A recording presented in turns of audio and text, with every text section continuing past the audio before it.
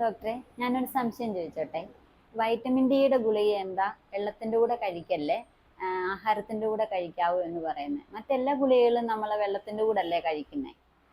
കാരണം vitamin D എന്ന് പറയുന്നത് ഒരു ഫാറ്റ് സോല്യൂബിൾ വൈറ്റമിൻ ആണ്.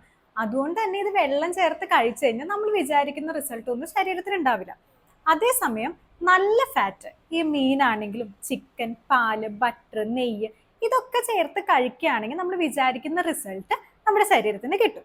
അതുകൊണ്ടാണ് വൈറ്റമിൻ ഡി ഒരിക്കലും വെള്ളം ചേർത്ത് കഴിക്കരുത്. ഭക്ഷണത്തിന്റെ കൂടെയോ അല്ലെങ്കിൽ ഈ നെയ്യ്, ബട്ടർ പോലത്തെ നല്ല ഫാറ്റിന്റെ കൂടെയോ കഴിക്കാനായിട്ട് പറയുന്നത്. ഓ, അതുകൊണ്ടാണല്ലേ. ഈ വൈറ്റമിൻ ഡി എല്ലാവരും എടുക്കേണ്ട ഒരു സപ്ലിമെന്റ് ആണോ?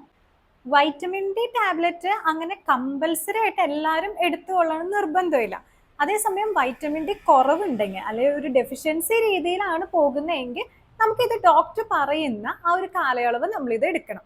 എന്നാലും ഇപ്പൊ ഒരു തവണ ഡോക്ടർ വൈറ്റമിൻ ഡി എടുക്കാൻ പറഞ്ഞു എന്ന് വിചാരിച്ചിട്ട് കാലങ്ങളോളം വൈറ്റമിൻ ഡി ടാബ്ലറ്റ് എടുക്കേണ്ട ആവശ്യമില്ല.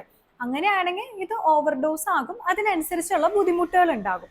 ഡോക്ടർ പറയുന്ന ഡോസേജ് അതുപോലെ തന്നെ കാലാവധിയിൽ കഴിക്കുവാണെങ്കിൽ നമുക്ക് കുഴപ്പമൊന്നും ഉണ്ടാവില്ല.